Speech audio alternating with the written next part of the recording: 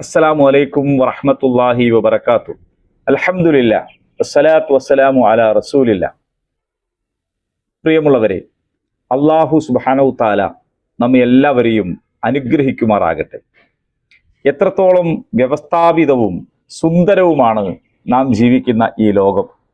മഹാത്ഭുതങ്ങളുടെ കലവറയാണ് നമ്മുടെ ശരീരം തന്നെ. എത്രത്തോളം വ്യവസ്ഥാപിതമായിക്കൊണ്ടാണ് ഒന്നിനോടൊന്ന് ചേരുന്ന മനോഹരമായ കോറുവയിലാണ് നമ്മുടെ ആന്തരിക അവയവങ്ങൾ അള്ളാഹു ഒരുക്കി വെച്ചിട്ടുള്ളത്. ഇതൊന്നും നാം ചോദിച്ചുകൊണ്ടോ നാം കണ്ടുപിടിച്ച് ആവശ്യപ്പെട്ടതുകൊണ്ടോ ലഭിച്ചിട്ടുള്ളതല്ല. റബ്ബുൽ ആലമീൻ, ലോകരക്ഷിതാവ് നമുക്ക് വേണ്ടി ഔദാര്യമായി നൽകിയതാണ്. അള്ളാഹു നൽകിയിട്ടുള്ള അനുഗ്രഹത്തെ എണ്ണിക്കണക്കാക്കാൻ നമുക്കാർക്കും തന്നെ സാധ്യമല്ല. അതിലേറെ പ്രധാനപ്പെട്ട ഒരു കാര്യം, ഈ എല്ലാ അനുഗ്രഹങ്ങളും ലഭിച്ചതിന് ശേഷവും നമുക്ക് ആവശ്യമുള്ളത് നമ്മുടെ മോഹമനുസരിച്ച് പ്രപഞ്ചനാഥനോട് ചോദിക്കാനുള്ള അവസരം ഉണ്ട് എന്നതാണ്.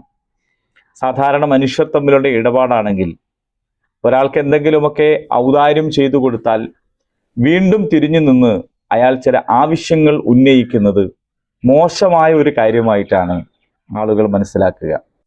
എന്നാൽ ഇവിടെ പ്രപഞ്ചനാഥൻ നമ്മോട് പറയുന്നത്, നിങ്ങൾ എന്നെ വിളിച്ചോളൂ, എന്നോട് ചോദിച്ചോളൂ, എന്നോട് ആവശ്യപ്പെട്ടോളൂ എന്നാണ്.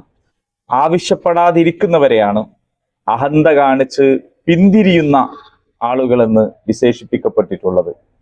നമ്മുടെ ജീവിതം മുഴുവനും ഒരു പ്രാർത്ഥനയായി മുന്നോട്ട് കൊണ്ടുപോകാൻ നമ്മോട് കൽപ്പിച്ചിരിക്കുകയാണ്.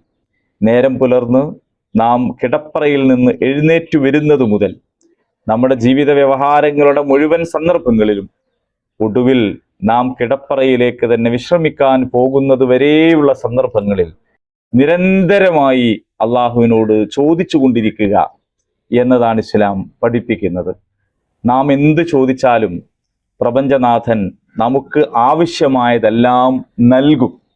നമുക്കെന്താണ് വേണ്ടത് എന്നത് നമ്മുടെ സൃഷ്ടാവായ പ്രപഞ്ചനാഥനാണ് നന്നായി അറിയുക. അതുകൊണ്ട് ഏറ്റവും നല്ലത് നൽകിക്കൊണ്ടാണ് അവൻ നമ്മെ അനുഗ്രഹിക്കുക. ഈ റമദാനിൻ്റെ രാപ്പകലുകളിലും തുടർന്ന് അങ്ങോട്ടുള്ള നമ്മുടെ ജീവിതത്തിൽ നമുക്ക് ലഭിക്കുന്ന ആയുസ്സിൻ്റെ മുഴുവൻ സന്ദർഭങ്ങളിലും പ്രപഞ്ചനാഥനോട് ചോദിച്ചുകൊണ്ടേയിരിക്കാനുള്ള ഒരു മനസ്സ് നമുക്കുണ്ടാകണം. പ്രാർത്ഥിക്കാൻ തോന്നുന്നു എന്നത് തന്നെ ഒരു മനുഷ്യൻ അനുഗ്രഹിക്കപ്പെടുന്നതിൻ്റെ ലക്ഷണമാണ്.